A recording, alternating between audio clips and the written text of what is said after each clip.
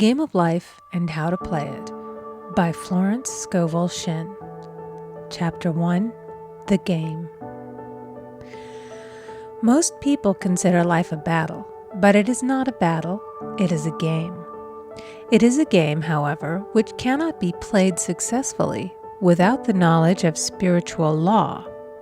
And the Old and the New Testaments give the rules of the game with wonderful clearness. Jesus Christ taught that it was a great game of giving and receiving. Whatsoever a man soweth, that shall he also reap. This means that whatever man sends out in word or deed will return to him. What he gives, he will receive. If he gives hate, he will receive hate. If he gives love, he will receive love. If he gives criticism, he will receive criticism. If he lies, he will be lied to. If he cheats, he will be cheated. We are taught also that the imaging faculty plays a leading part in the game of life. Keep thy heart, or imagination, with all diligence, for out of it are the issues of life. Proverbs 4:23. This means that what man images sooner or later externalizes in his affairs. I know of a man who feared a certain disease. It was a very rare disease and difficult to get, but he pictured it continually and read about it until it manifested in his body and he died, the victim of distorted imagination. So we see, to play successfully the game of life, we must train the imaging faculty. A person with an imaging faculty trained to image only good brings into his life every righteous desire of his heart. Health, wealth, love, friends, perfect self-expression, his highest ideals. The imagination has been called the scissors of the mind, and it is ever cutting, day by day, the pictures man sees there, and sooner or later he meets his own creations in his outer world. To train the imagination successfully, man must understand the workings of his mind. The Greeks said, "Know thyself." There are three departments of the mind: the subconscious, conscious, and superconscious. The subconscious is simply power without direction. It is like steam or electricity, and it does what it is directed to. It has no power of induction. Whatever man feels deeply or images clearly is impressed upon the subconscious mind and carried out in minutest detail. For example, a woman I know, when a child, always made believe she was a widow. She dressed up in black clothes and wore a long black veil, and people thought she was very clever and amusing. She grew up and married a man with whom she was deeply in love. In a short time he died, and she wore black and a sweeping veil for many years. The picture of herself as a widow was so impressed upon the subconscious mind, and in due time worked itself out regardless of the havoc created. The conscious mind has been called mortal or carnal mind. It is the human mind and sees life as it appears to be. It sees death, disaster, sickness, poverty, and the limitation of every kind, and it impresses the subconscious. The superconscious mind is the God mind within each man and is the realm of perfect ideas. In it is the perfect pattern spoken of by Plato, the divine design, for there is a divine design for each person. There is a place that you are to fill and no one else can fill, something you are to do which no one else can do. There is a perfect picture of this in the superconscious mind. It usually flashes across the conscious as an unattainable ideal, something too good to be true. In reality, it is man's true destiny or destination flashed to him from the infinite intelligence which is within himself. Many people, however, are in ignorance of their true destinies and are striving for things and situations which do not belong to them and would only bring failure and dissatisfaction if attained. For example, a woman came to me and asked me to speak the word that she would marry a certain man with whom she was very much in love. She called him A.B. I replied that this would be a violation of spiritual law, but that I would speak the word for the right man, the divine selection, the man who belonged to her by divine right. I added, if A.B. is the right man, you can't lose him. And if he isn't, you will receive his equivalent. She saw A.B. frequently, but no headway was made in their friendship. One evening she called and said, "Do you know, for the last week, A.B. hasn't seemed so wonderful to me." I replied, "Maybe he is not the divine selection. Another man may be the right one." Soon after that, she met another man who fell in love with her at once and who said she was his ideal. In fact, he said all the things that she had always wished A.B. would say to her. She remarked, it was quite uncanny. She soon returned to his love and lost all interest in A.B. This shows the law of substitution. A right idea was substituted for a wrong one. Therefore, there was no loss or sacrifice involved. Jesus Christ said, "Seek ye first the kingdom of God and his righteousness, and all these things shall be added unto you." And he said the kingdom was within man. The kingdom is the realm of right ideas, or the divine pattern.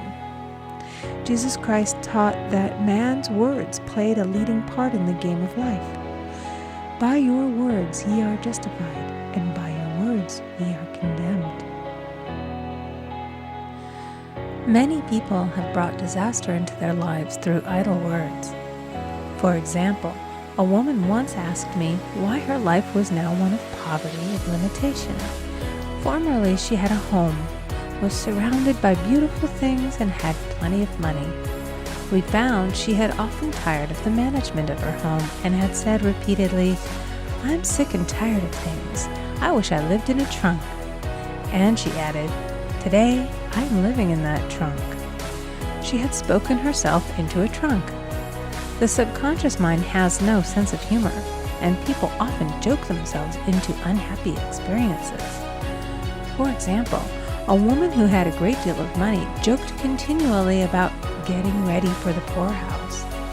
In a few years, she was almost destitute, having impressed the subconscious mind with a picture of lack and limitation. Fortunately, the law works both ways, and a situation of lack may be changed to one of plenty. For example, a woman came to me one hot summer's day for a treatment for prosperity. She was worn out, dejected, and discouraged. She said she possessed just $8 in the world. I said, "Good, we'll bless the $8 and multiply them as Jesus Christ multiplied the loaves and the fishes." For he taught that every man had the power to bless and to multiply, to heal and to prosper. She said, "What shall I do next?" I replied, "Follow intuition. Have you a hunch to do anything or to go anywhere?" Intuition means intuition, or to be taught from within. It is man's unerring guide, and I will deal more fully with its laws in a following chapter. The woman replied, "I don't know. I seem to have a hunch to go home. I've just enough money for car fare." Her home was in a distant city and was one of lack and limitation, and the reasoning mind, or intellect, would have said, "Stay in New York and get work and make some money." I replied, "Then go home. Never violate a hunch." I spoke the following words for her. "Infinite Spirit, open the way for great abundance for She is an irresistible magnet for all that belongs to her by divine right." I told her to repeat it continually also. She left for home immediately. In calling on a woman one day, she linked up with an old friend of her family. Through this friend, she received thousands of dollars in a most miraculous way. She has said to me often, "Tell people about the woman who came to you with $8 and a hunch." There is always plenty on man's pathway, but it can only be brought into manifestation through desire, faith, or the spoken word. Jesus Christ brought out clearly that man must make the first move. Ask, and it shall be given to you. Seek, and ye shall find. Knock, and it shall be opened unto you. Matthew 7:7. In the scriptures we read, "Concerning the works of my hands, command ye me." Infinite intelligence, God, is ever ready to carry out man's smallest or greatest demands. Every desire, uttered or unexpressed, is a demand. We are often startled by having a wish suddenly fulfilled. For example, one Easter, having seen many beautiful rose trees in the florist's windows, I wished I would receive one, and for an instant saw it mentally being carried in the door. Easter came, and with it a beautiful rose tree. I thanked my friend the following day and told her it was just what I had wanted. She replied, "I didn't send you a rose tree. I sent you lilies." The man had mixed the order and sent me a rose tree simply because I had started the law in action and I had to have a rose tree. Nothing stands between man and his highest ideals and every desire of his heart but doubt and fear. When man can wish without worrying, every desire will be instantly fulfilled. I will explain more fully in a following chapter the scientific reason for this and how fear must be erased from the consciousness. It is man's only enemy. Fear of lack, fear of failure, fear of sickness, fear of loss, and a feeling of insecurity on some plane. Jesus Christ said, "Why are ye fearful, O ye of little faith?" Matthew 8:26. So we can see we must substitute faith for fear is only inverted faith. It is faith in evil instead of good. The object of the game of life is to see clearly one's good and to obliterate all mental pictures of evil. This must be done by impressing the subconscious mind with a realization of good. A very brilliant man who has attained great success told me he had suddenly erased all fear from his consciousness by reading a sign which hung in a room. He saw printed in large letters this statement: "Why worry? It will probably never happen." These words were stamped indelibly upon his subconscious mind, and he now has a firm conviction that only good could come into his life, and therefore only good can manifest. In the following chapter, I will deal with the different methods of impressing the subconscious mind. It is man's faithful servant, but one must be careful to give it the right orders. Man has ever a silent listener at his side, his subconscious mind. Every thought, every word is impressed upon it and carried out in amazing detail. It is like a singer making a record on the sensitive disc of the phonographic plate. Every note and tone of the singer's voice is registered. If he coughs or hesitates, it is registered also.